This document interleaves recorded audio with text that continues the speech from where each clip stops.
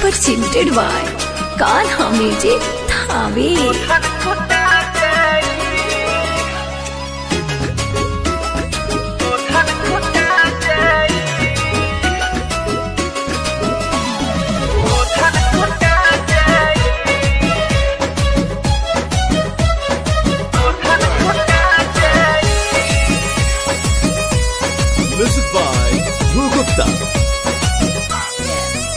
हरी रोज रोज मिल है आई बाजे याराऊ मन गुता जाए।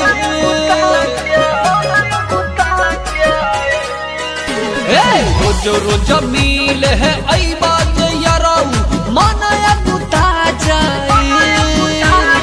रोज रोज मिल है आई बाजे याराऊ मन गुता जाए। अरे देखी जे हमार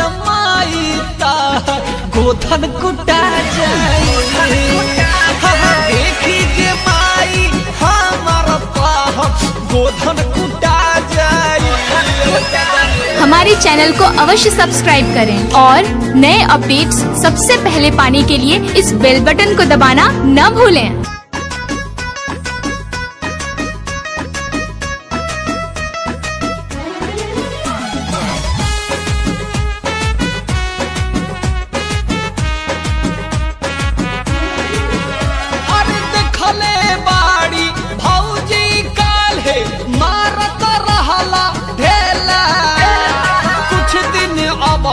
रह अकेले न तो हो जाई झमेला। ए राजा बात मनबो। देखले बाड़ी भौजी काल्हे मारत रहला ठेला। अरे कुछ दिन अबही रह अकेले न तो हो जाई झमेला। ऐसे जादी नजर पर चढ़ब इया बता जाई। बुढ़िया के कमर सुनना।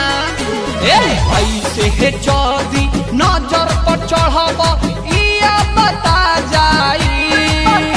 अरे ऐसे जादी नजर पर चढ़ब इया बता जाई।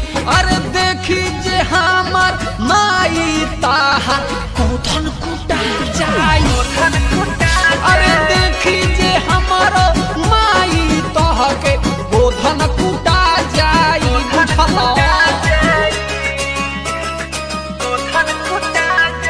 presented by Kanha Music Thave।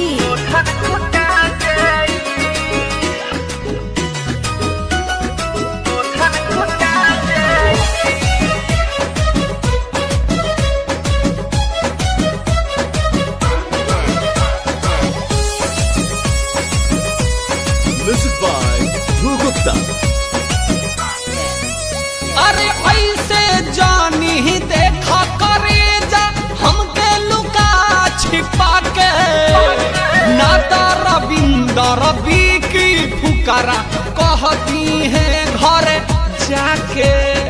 दोनों चुंगला हुआ सुनता। अरे ऐसे जानी देखा ये राजा हमके लुका छिपा के। अरे चुंगला रविंदर की फुकारा कहती है घर जाके। आर्यन गुप्ता प्यार के सारा भूत उतर जाए।